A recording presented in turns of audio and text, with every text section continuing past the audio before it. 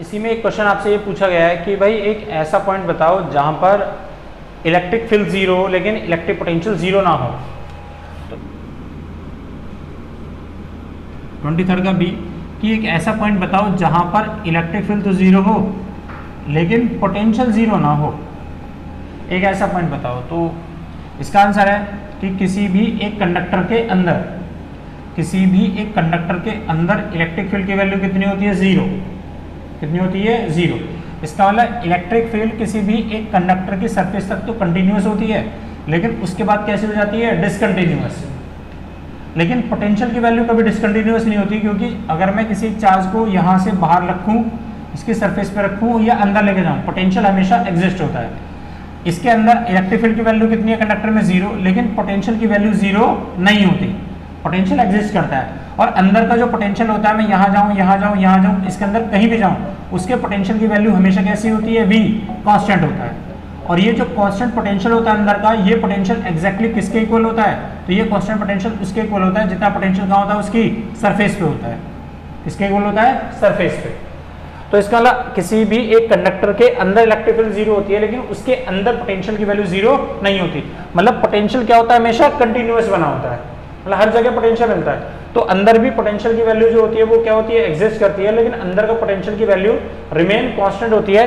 लेकिन यहाँ हर पॉइंट का पोटेंशियल अलग होगा, सरफेस तक का पोटेंशियल अलग होगा, लेकिन सरफेस के अंदर जाऊंगा तो पोटेंशियल की वैल्यू में कोई चेंज नहीं आता और अंदर का जो पोटेंशियल है वो रिमेन कांस्टेंट होता है और अंदर के पोटेंशियल की वैल्यू एक्जैक्टली वही होती है जो सरफेस पे पोटेंशियल एग्जिस्ट करता है। एक पार्ट तो कहाँ पे हो गया? इनसाइड द कंडक्टर, पहला part inside the conductor. Number दूसरा, अगर मैं आपसे बोलूं कि ये एक स्क्वायर है, इसके यहाँ पर मैंने एक वर्टिसिस पे चार्ज रखा 3 माइक्रोकूलम का, यहाँ भी 3 माइक्रोकूलम का, यहाँ पे सपोज टू बी -2 माइक्रोकूलम का, यहाँ भी कितना रख दिया? -2 माइक्रोकूलम का। इसका मतलब अगर मैं वर्टिसिस पे, एक स्क्वायर के वर्टिसिस पे या डायगोनल्स पे, अपोजिट डायगोनल्स पे इक्वल मैग्नीट्यूड को सेम नेचर के अगर मैं चार्ज रख दूं तो हम ये देखते हैं कि इसके सेंटर पर अगर मुझे पोटेंशियल निकालने के लिए बोला जाए तो पोटेंशियल की वैल्यू नॉन जीरो होगी, जबकि इलेक्ट्रिक फील्ड की वैल्यू कैसी होगी? जीरो। अगर मैं यहाँ पे पोटेंशियल की वैल्यू निकालूं तो देखना पोटेंशियल कितना होगा।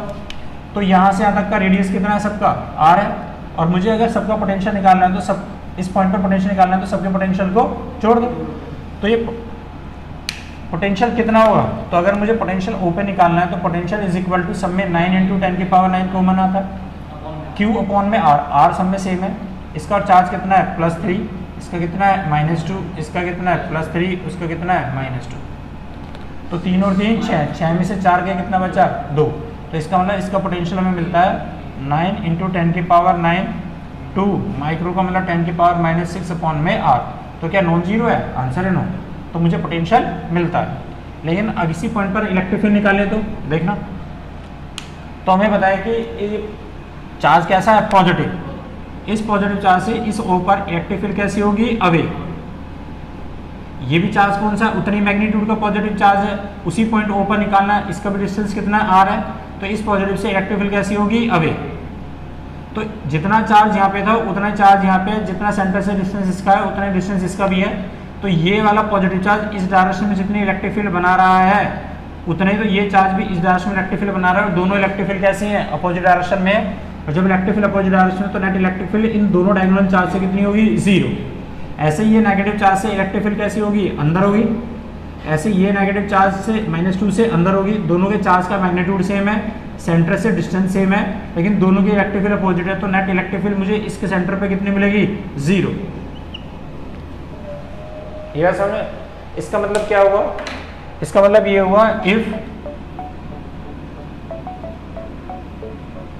The same magnitude and same nature of charge placed at diagonals then electric field कितनी होगी? जीरो, जबकि पोटेंशियल नॉन जीरो होता है।